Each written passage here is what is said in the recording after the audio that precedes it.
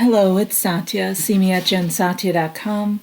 Please ring the bell, subscribe, and comment below if you feel called to.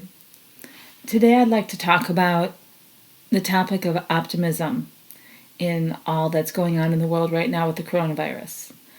I like to think of myself as a realistic optimist, and what I mean by that is I tend to look at the situation realistically, and at the same time I do my best to see the opportunity in the chaos, to see the possibility within situations that many people might go down the rabbit hole with.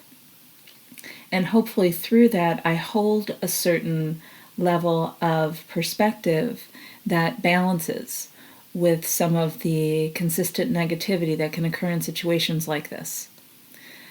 And so, for instance, one of the things that I'm noticing with clients in this very challenging and traumatic situation that we're in right now is that while forced isolation and not being able to travel and changes in our economy are all causing chaos, they are also, for some, causing opportunities.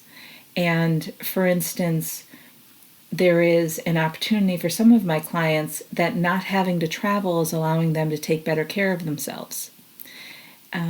Many of my clients did not enjoy the amount of travel that they had to do for work, nor did they enjoy the stress with which they had to travel, for instance, flying overseas, doing evening flights to save money for their companies, things of that nature. So now being able to work from home and still make their salary right now, while they can be with their families, be with their animals, take care of themselves, get a little more sleep, or a lot more sleep in some cases, it's actually providing them some opportunities that are being forced upon them.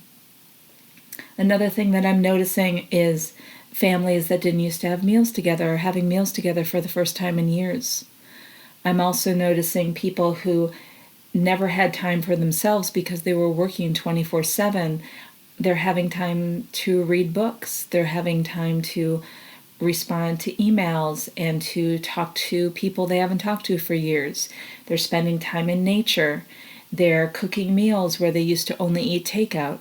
And I think that's another aspect of not being able to go to restaurants, is more people are in control of what they're eating. And what I mean by that is, at a restaurant, there could be different sugar levels, different oil levels, a lot of salt, things that you wouldn't necessarily cook with at home.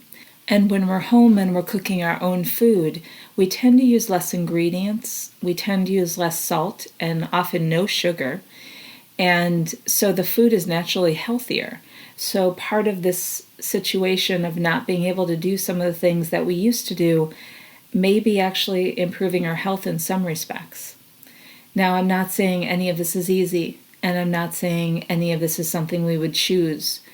We have been forced into an extremely difficult situation, and there are no easy answers. And so what I'm offering is that by shifting perspective, your inner world may change, reducing stress and anxiety at a deep level.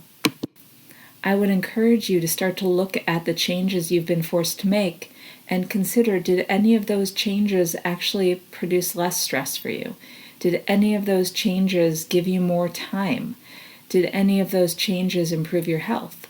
Have any of those changes done something for your life that you never would have done on your own and you're realizing you enjoy?